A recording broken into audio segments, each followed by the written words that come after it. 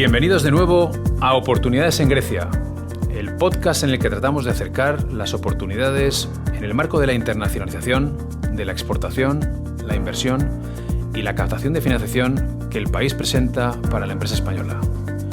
Welcome again to Oportunidades en Grecia, the podcast where we try to present business opportunities regarding exports and investments in the country, Greece, to Spanish companies. Today, we will talk about the prospects of the Greek economy with Chris Allen. Chris, hi, how are you? Pleased to have you here. I'm good. Thanks very much for inviting me. I think this is a great idea, doing such podcasts. Excellent, thank you. Thank you so much, Chris, for being here with us today. Chris is DG ECFIN Resident Adviser in Athens, works there for the European Commission. These days dealing with the RRF, Recovery and Resilience Fund, the so-called Greece 2.0. And he has extended experience in the country since Chris has been covering it one way or another for the European Commission, if I'm right, for the last 10 years. Let me very briefly frame the discussion of the day, since we have both spent quite some time post in Athens. Some time ago, the country went through sort of tough times that brought 3 economic adjustment programs from 2012 to 2015, which Greek left already in 2018. The enhanced surveillance for a couple of years as well, which Greece left in August 2022. 14 reports, I would say, all of them with very good appraisals. And as I said, which ended that enhanced surveillance in August 2022. All of them were somehow linking funding to structural reforms that could partially explain the late evolution of its economy, growth, employment, inflation. But nobody, I think, better than Chris to get down to the details of this positive performance. So, Chris, let me ask you a few questions and so that we can better understand the performance and the evolution of the economy. Why do you think the Greek economy is continuing to recover so fast after COVID? So COVID meant diminished the GDP in around, I'd say, 9%, but it bounced back. The country bounced back very quickly right after, and it kept growing close to 6% last year with great expectations, I think. Why do you think this happened? Well, yes. Thanks for asking me that. I think this is a first question, really. Greece seems to be at a different part of the cycle from the rest of Europe, and as you say, 6% last year was really fast, and it's still growing over 2% this year. I think the story is really, as you mentioned, very much associated with a very long term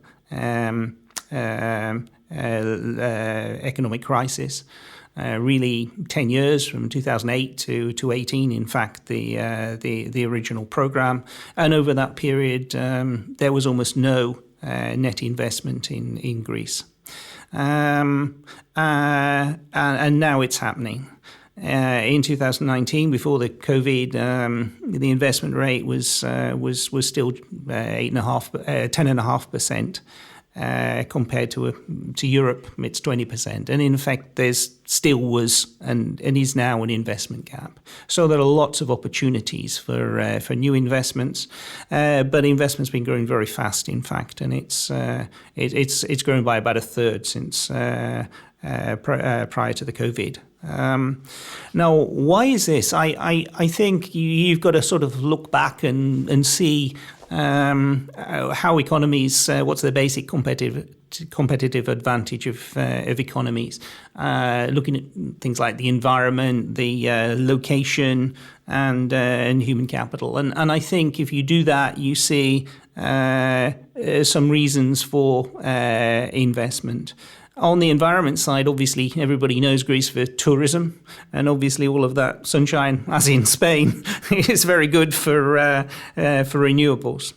But I think what's particularly important for Greece is sort of its location and human capital.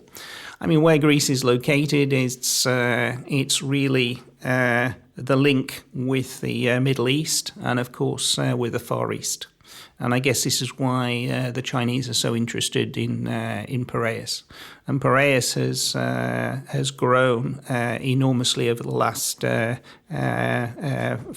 to 10 years, and despite the recession. So logistics is a very big industry for Greece. Shipping is, of course, a very big industry for Greece, and the potentials for further growth is very big as well.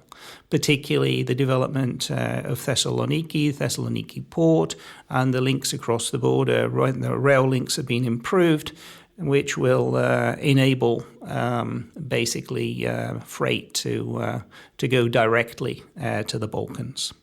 And the third pillar, I guess, of competitiveness is on human capital.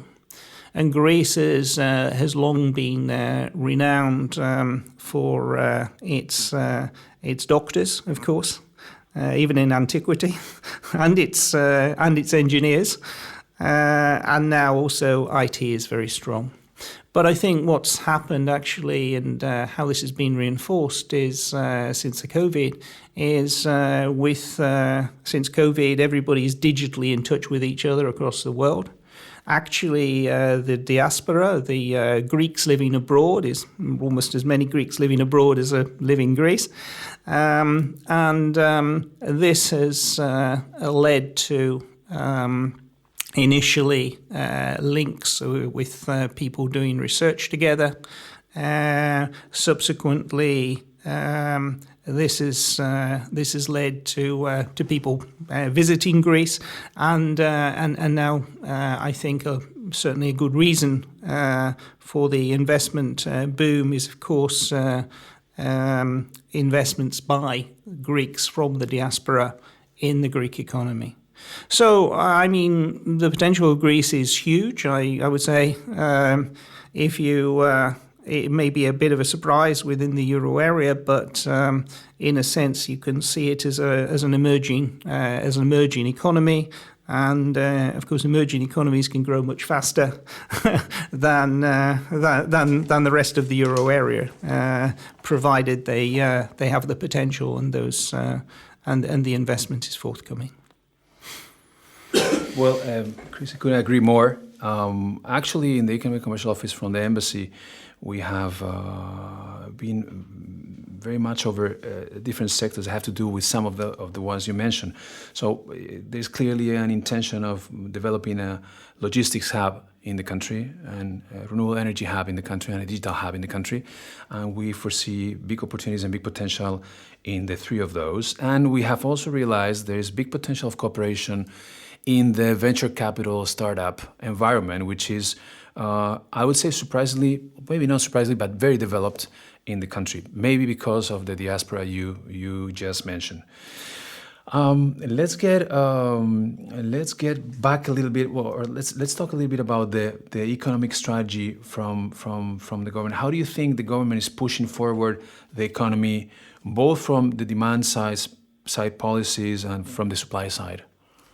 Well, I think the government, which was just elected a couple of weeks ago, or re-elected a couple of weeks ago, has maintained a very clear economic strategy, a recovery strategy in a way. On the one side, they've had a very prudent fiscal policy, where they have been able to make tax reductions. They've made tax reductions in Social Security contributions. They made tax reductions in corporate taxes, and also abolished the solidarity tax, which was introduced during the economic adjustment program. But still, they've ensured that fiscal policy has been very prudent and of course they've improved their market ratings. On the micro side, I think the big thing has been the development of digital governance and smart governance. And I guess the two things which are worth mentioning there is, of course, in March 2020, suddenly digital governance came to Greece, and it was rolled out within basically 2 or 3 months.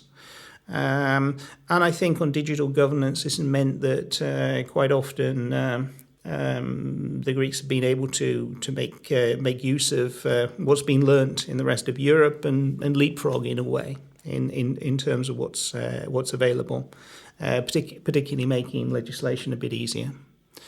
I think that there's been a very big focus on improving the business environment, cutting regulation, which of course digitization has enabled, and also to increase the labour market flexibility. Through the Recovery Fund, there's been a big emphasis on increasing vocational education, and particularly focusing on the unemployed, or the people who, in many cases, are either long-term unemployed or in effect never have had a proper job. And just recently, and also through the Recovery Fund, there's been a big focus on the environment, and particularly in installing renewables.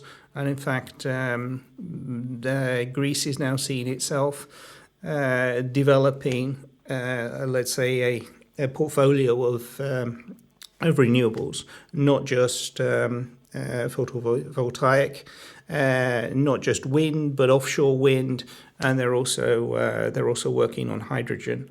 So it seems to me that in a way there's been a solid attempt, and I guess to develop a strategy which seems to have delivered recovery and started to address this investment gap that I mentioned earlier. Well, yeah, it feels like that's been the connection. So, as you said, a prudent fiscal policy, a business-friendly approach, and then down to the micro, developing certain sectors that have a lot of potential, renewables, as we said before, and so on and so forth. And I guess that definitely the RRP, the Recovery and Resilience program, has played or is playing a big role in all this process. How is taking into account that we're talking about 32 billion euros, if I'm not wrong, which is the biggest per capita quantity amount for the EU, so it's a big leverage. How far has the implementation gone so far, and what can we expect from the RRF in the near future? Well, the Recovery Fund, I think, and the Recovery Plan has been implemented extremely quickly.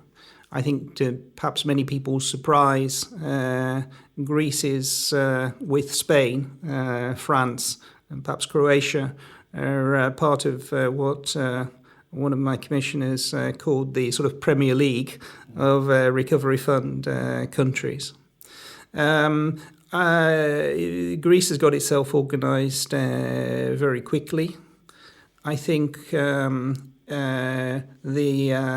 especially on the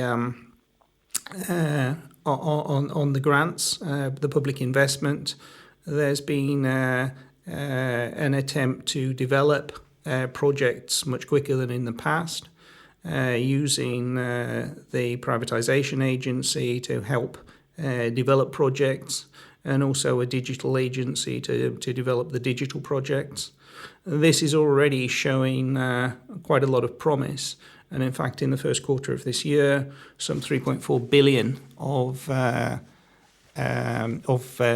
public investment projects were actually tendered, which is it's not the whole amount, but it's almost 20% of the amount that they need to tender, and it's and I think this is very important in terms of actually being able to deliver the the investment before before the middle of 2026, which is the end of the program.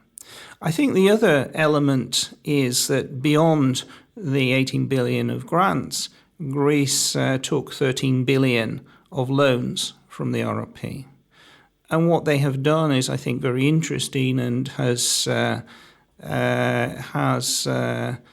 been to try to pass on those loans to the private sector and investment. What they have done, there's a number of schemes for venture capital and for market finance, but something like 12 billion is actually being passed through the banks. And the deal is this, that the RRP funds can make up 40% of an investment. 40% has to come from a corresponding bank loan, and at least 20% from the investor themselves. Effectively, the RRP proportion of the bank loans is at effectively a zero interest rate, which means that this is certainly reducing the interest rate, the effective interest rate for investments and the cost of capital. It's actually proved very successful. I understand there's something like 2.7 billion of the loans which have already been signed, and that has leveraged over 6.5 billion of investments. Which is obviously a very significant impact on investments, and will of course feed through over the next few years, which suggests that in fact investment is going to remain quite strong over at least the period up to into 2026. Well, yeah, I guess I completely couldn't agree more.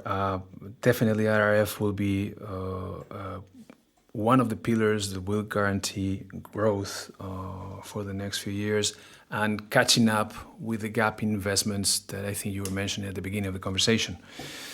Very important regarding also investments is the very much, I would say, expected investment grade, which is most probably going to happen, which is down the street or around the block, to say the most, right? So it's pretty much right here. So what do you expect to happen once the country gets that investment grade that is most probably happening these days, or definitely before the end of the year? Well, I think actually the investment grade is already sort of marked into the markets in a way. So Greece is already benefiting from that in terms of its official financing. I think the next stage, though, and the really important thing about becoming investment grade is that then Greece has the opportunity has a big signalling opportunity to the market that Greece is open for business. And I think the next stage actually is for Greece to come back also in the capital markets, in the Athens Stock Exchange, effectively to develop market status. For the moment, the stock exchange, if you could say, benefits a little bit by being sort of top of the emerging markets, and certainly it's benefited certainly from, for instance, DEI, the electricity utility, issuing green bonds for new renewables investment, which was very successful. But I think it's very clear that there's a lot more potential there. And what's needed for developed market status is more liquidity in the market, improvements in the operation and transparency of the market, and some improvements in regulation. And those three elements have already been identified as important. The stock market is already taking action in terms of improving the transparency and of the market, ensuring that ESG and other requirements are more transparent than perhaps they've been in the past. But the other action needs to go on. Well, of course, the Athens International Airport is actually going to list itself on ATHEX very soon, which will increase its liquidity. Ultimately, some of the banks which are publicly owned may well also come onto the market. And so there's a very big potential, provided the regulation issues have been dealt with, which the Bank of Greece and the Hellenic Capital Commission is at the moment working on. So this would be very big and very important for Greece. I think, first of all, it would be important because it would allow bigger access to the capital market for conventional companies.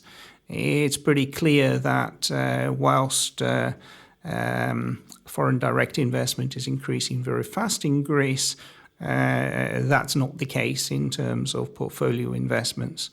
And there's a lot of scope for further portfolio investment so that people can invest in companies in Greece rather than having to invest directly themselves. Secondly, I think it's important because of the venture capital that you mentioned. At the moment, venture capital is growing very fast, but it's very difficult for the moment for firms to do IPOs domestically. Basically, the venture capital is then sold on to international companies.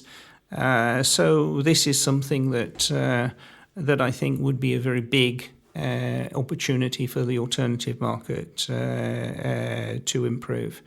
And then I think the third area, and really in terms of green funding, would be very important to be able to develop sort of green bonds. I mentioned how important the renewables are, but also for other efforts on the green economy side. It seems to me that getting back to developed capital status would have a very big impact. So I guess that's the next step. And it's I guess that's an area that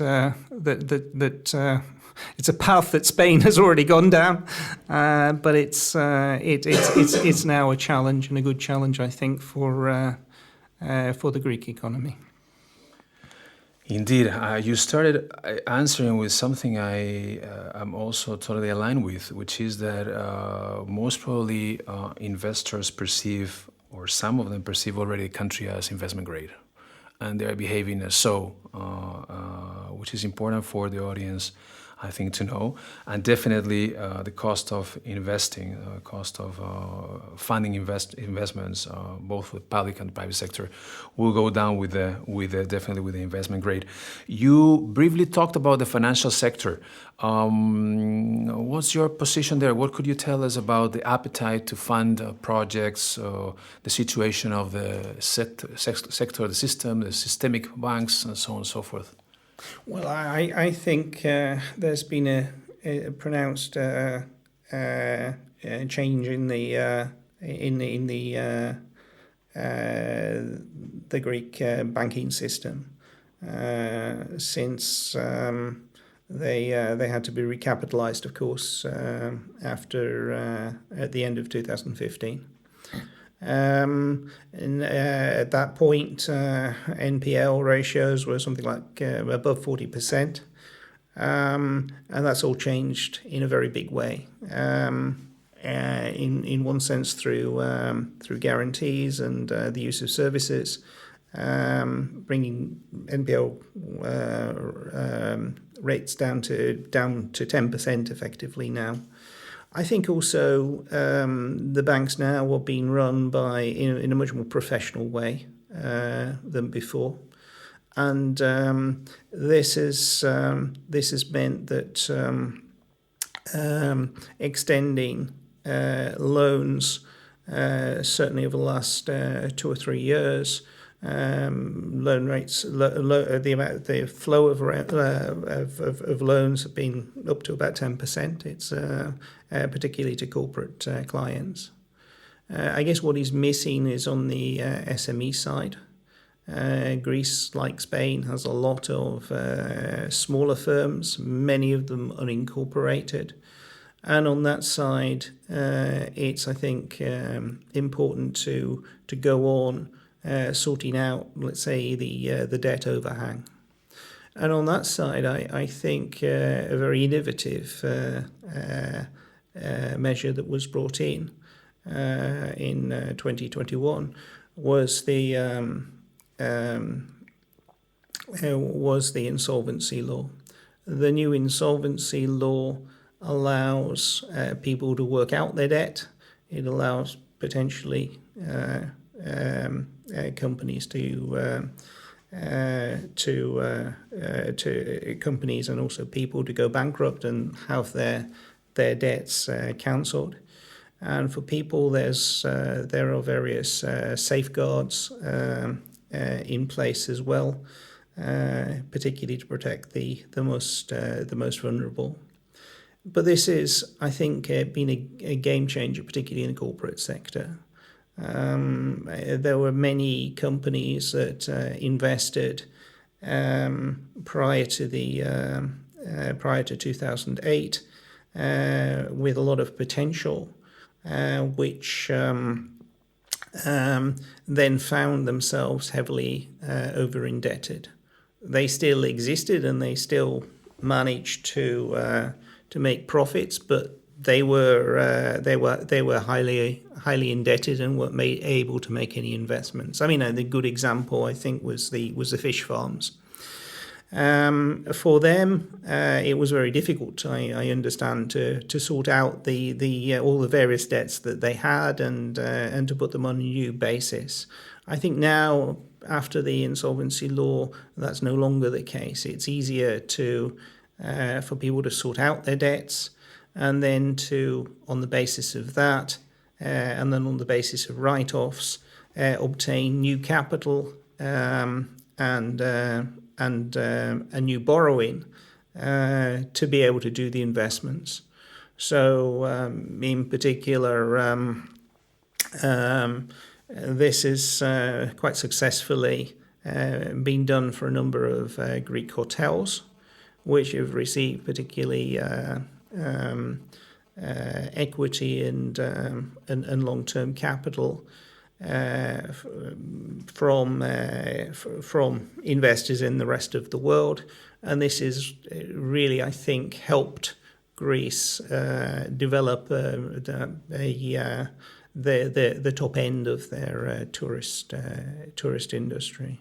So things are moving there quite fast now, and my feeling is that the banks are developing strategies which, of course, along with the RRP loans fund, will enable the capital market really to start working in Greece now in a more normal way as in other countries. Well, this is really a lot of food for thought there, Chris. Thank you very, very much. I think, I cannot go over all the ideas that were mentioned in the conversation, but you talked a lot and you explained very well why the recovery happened so fast and steadily in the case of Greece post-COVID. You talked about investments and the importance of them, lagging behind a little bit, and big place for improvement in the future, for increase in the future. You talked about the economic strategy, prudent fiscal policy, business-friendly, some of the sectors that will be pushing forward the most important, or there will be important opportunities, renewables, logistics, digital. You talked about the RRF, a very important pillar in the oncoming years to tackle investment.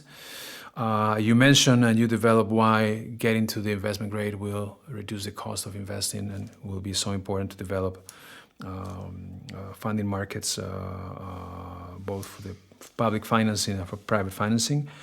And I think you helped us a lot to understand what the situation is now in the financial sector. And all along the conversation, you went from it's very interesting, from the macro to the micro, because you made references to renewables, transport infrastructures, tourism, hotels, agro-food, fish farms, and so on and so forth, which are actually the sectors where we think there is plenty of potential for the companies. So once again, Chris, thank you very much for coming. Well, thank you very much for inviting me. It's always great to discuss with you, Jorge. I think